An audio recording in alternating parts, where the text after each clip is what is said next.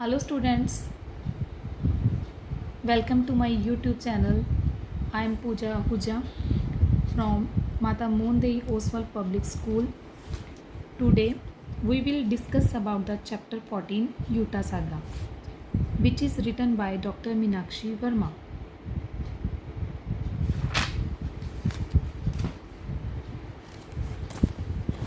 Utah saga प्राकृतिक आपदा से जुड़ी एक कहानी है। जापान में भूकंप अधिक मात्रा में आते हैं और समुद्र तल में तीव्र भूकंप आने से सुनामी उठती है। सुनामी के कारण समुद्री जल स्थल पर तबाही लेकर आता है। तो ये था इस लेसन के बारे में कि इस लेसन में मुख्य क्या घटना घटी है। आगे हम इसके बारे में विस्तार से देखते हैं। जापान के मियागी प्रांत के तटवर्ती क्षेत्र में संदुई शहर में 14 वर्ष का एक लड़का यूटा सागा रहता है। उसकी माँ अयुमी असूगा यूनिवर्सिटी में प्रोफेसर हैं और पिता Osamu Dazai Fukushima nuclear power plant में काम करते हैं। उनके घर में संपन्नता है। एक दिन अचानक भूकंप आया। भूकंप बहुत ज़्यादा भयानक था। आसपास का सब कुछ हिलने लगा था।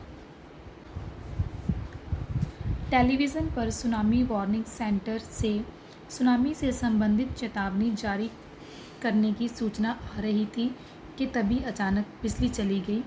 यूटा ने रेडियो पर सुना। भूकंप की तीव्रता रिएक्टर पैमाने पर 1.9 थी, जिसके कारण जानलेवा समुद्री लहरें तटीय क्षेत्र की ओर तेज़ी से बढ़ रही थी। तरंगों को तट तक पहुंचाने में केवल 12 मिनट बचे थे। यूटा ने अपनी माँ का हाथ पकड़ा।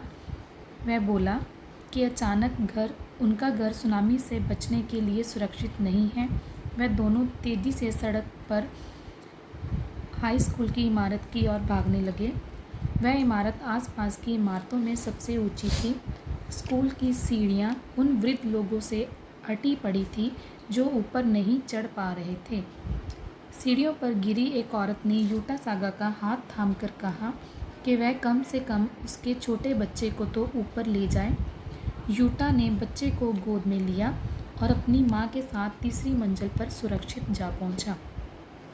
फिर वह भागकर नीचे आया, बच्चे की माँ को खींचता हुआ ऊपर की ओर ले पहुँचा।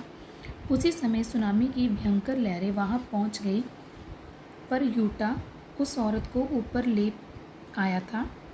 बच्चा अब अपनी माँ की गोद में सुरक्षित था। सुनामी की 30 फुट ऊंची लहरें सब कुछ तबाह कर रही थी। एयरपोर्ट पर खड़े हवाई जहाज़, लोगों से भरी रेलगाड़ी, कारें और लोग सब एक साथ बहे जा रहे थे। सारा शहर टूटता सा दिखाई दे रहा था। अगले दिन बचाव कर्मचारियों ने स्कूल की इमारत में सुरक्षित लोगों को अस्थायी शरण स्थल में पहुंचा दिया था। लाखों लोग बेघर हो गए थे। वह रोटी पानी के लिए बहुत परेशान थे। यूटा के पिता उन्हें ढूंढते हुए उन तक पहुंच गए थे। वह उनके धैर्य और संकल्प की घड़ी थी। पिता को कुछ ही देर बाद वापस न्यूक्लियर पावर प्लांट में वापस जाना था। सुनामी के कारण प्लांट के रिएक्टरों की कूलिंग सिस्टम की बिजली आपूर्ति रुक गई थी, जिससे परमाणु ईंधन ठंडा नहीं रह पाया। रिएक्टरों का तापमान तेज़ी से बढ़ने के कारण उनमें विस्फोट हो गया, जिससे रेडिएशन सामान्य से कई गुना निकलने लगा था। इससे जापान को ही नहीं बल्कि उसके आसपास के कई देशों को भी खतरा था। फुकुशिमा के 5 लाख लोग शहर छोड़ चुके थे। 1,80,000 लोगों को शहर से दूर राहत शिविर में पहुंचाया गया था।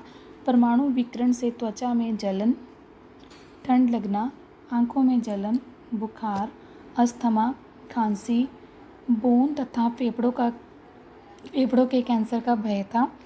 प्लांट में 200 कर्मचारी अपनी जान खतरे में डालकर 4 शिफ्ट में काम कर रहे थे।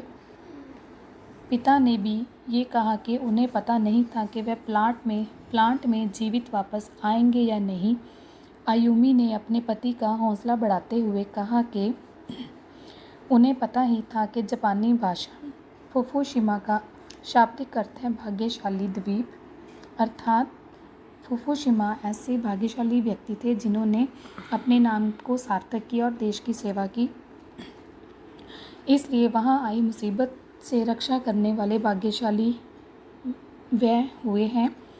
ऐसी आपदाएं उनके राष्ट्रीय चरित्र को ही नहीं तोड़ सकती थी। देश प्रेम की उनकी सबसे बड़ी संपत्ति थी।